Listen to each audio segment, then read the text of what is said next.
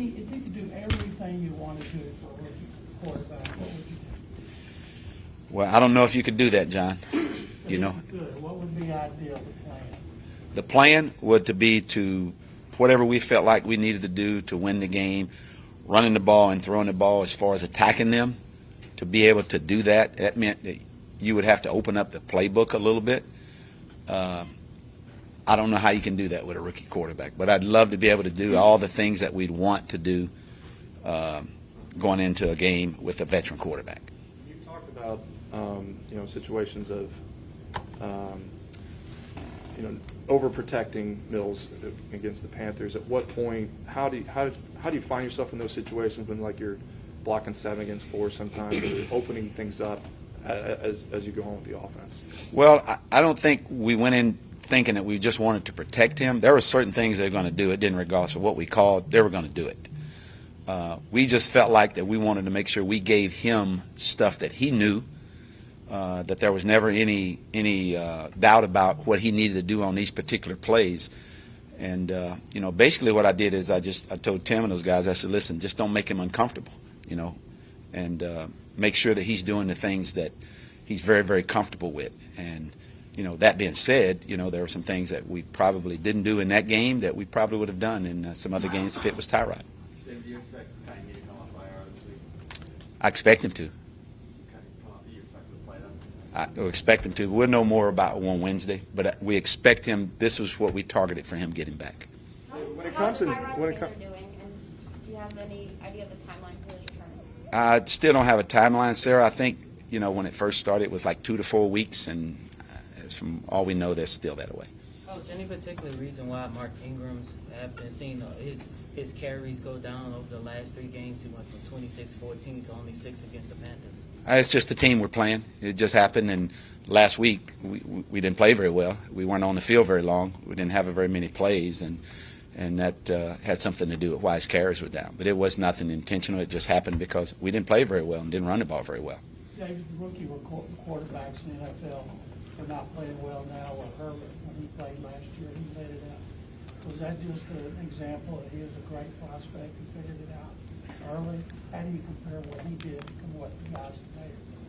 Well, I mean, again, Pep could probably answer that a little better than me because Pep had him there last year. I do know that when he came out, obviously he was a heck of a prospect, and with the situation, obviously if Tyrod hadn't got hurt, he might not have had that opportunity to be able to do what he did, but he got thrown in there, and they did a really nice job with him, and that's unusual for to have that kind of success that he had with that football team.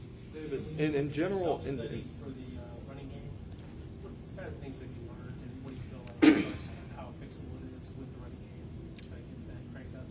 Well, we didn't, we didn't really attack them the way we normally would attack them, and I think a lot of that had something to do with the fact that with our game plan, we kind of cut down some things. We normally have a few checks in there going one way or the other. We didn't want to put that on Davis to do too many of those kinds of things, and I think now that he's had a game and a half under his belt, that we'll go back to doing what we normally do.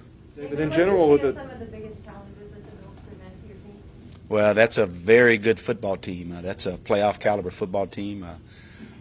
They're very good in all phases, offensively, defensively, and special teams. They've been very consistent.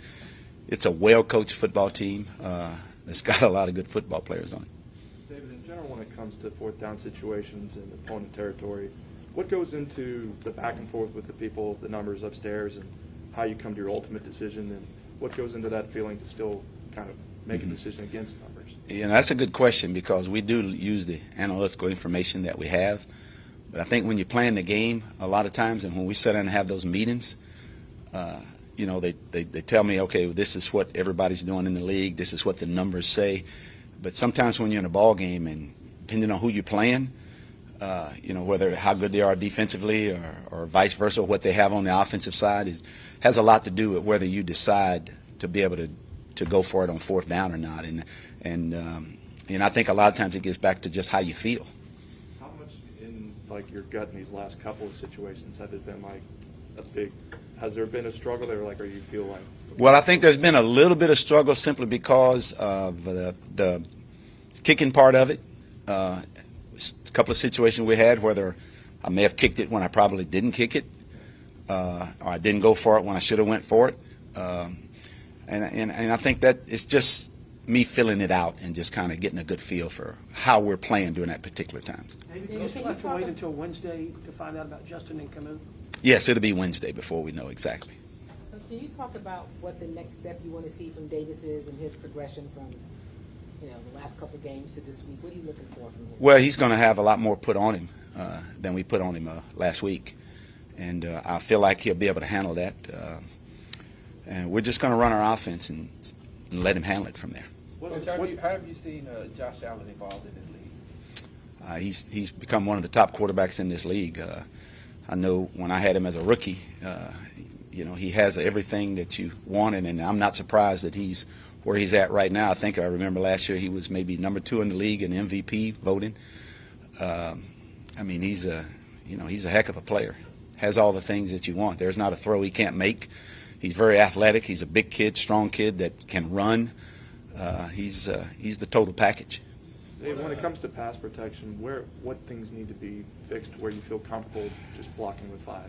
We feel very comfortable blocking the 5. We feel very comfortable where we're at with protection. There are times now that where Davis will have to make some calls, making sure we're getting people going to the right place and the right side. But I feel real comfortable in what we're doing with protection-wise. You go back and you look at the, 5 or 6 sacks that we've got.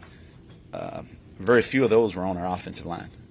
David, on Justin, like he's heading in the right direction. I think it's like he's starting to run now. Yeah, he's heading in the right direction. I know going into that game, we kind of felt like that he was going to have a chance to play. And then right the day before, there was a little setback. But after the game, he was much better. So yesterday he was much better also with the report that we got about him. So we're expecting him hopefully Wednesday to get back and see where he's at. What enticed you to leave Kansas City and work with Andy Reid to go to Buffalo when you did? I did that because I first went there to Buffalo to interview for the offensive coordinator's job. And I had worked with Sean for 5 or 6 years in Philly.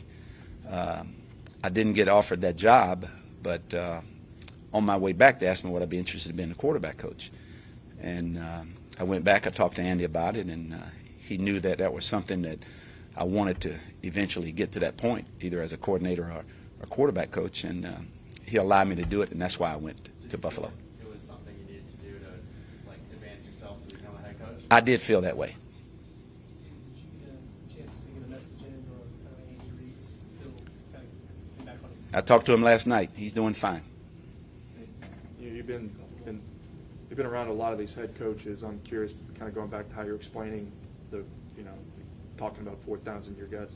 Is that something that, I don't know, you've talked about philosophically with, other guys, John Harbaugh, Andy Reid, over the time of 10 years, it seems like that's changed a lot. Do y'all talk about that and how that's changed? I've talked about it a lot with John because in Baltimore, the 2 years I was there with John, it was a big deal. The analytics on 4th down was a big deal. And John is one of the guys in this league that basically does a lot of 4th downs, goes for it a lot of times on 4th down. And we talk about it, but basically once you get to this point, more so in the off season than now, and there's charts that people have. But then again, I could just remember sitting down and talking with John, been in staff meetings with John, talking about the analytics and plus the coaching part of it. And in the end, you got to go with what your gut feels. Although regardless, that this says that there's a 80% that this works and 60% that this works, but your gut feeling sometimes has to take over as a coach. David, if you've got Lamar Jackson, don't you go for it more often? If you got Tyrod Taylor, you go for it. I may not more punt. often? I wouldn't punt if I had Lamar Thomas. I'd go for he'd be my punter. It seemed like your pass rush was pretty good against Carolina, but y'all had some issues in coverage. Carolina got a lot in the middle of the field. What do you think y'all got to fix to kind of protect the middle of the field a little bit better? Well, I think what happened in that situation was the pass rush was good, and what happened is Darnold moved around back there and got in a couple of situations where he was able to hold the ball and scramble a little bit, and he hit about 3 big passes off of just scramble rule, where he kept the play alive, and You know, their guys moved around, and you get a bunch of plays like that. And part of that happened simply because we did have a good rush. We just weren't able to bring it home and get him down. Coach, after the Thursday game, you all had a long weekend. Were you able to just step away from football for a second and spend some time with your family and yourself before you got a chance to start focusing on Buffalo? I spent some time with my family, but I didn't step away from football. We never step away from football. You're welcome. You're welcome.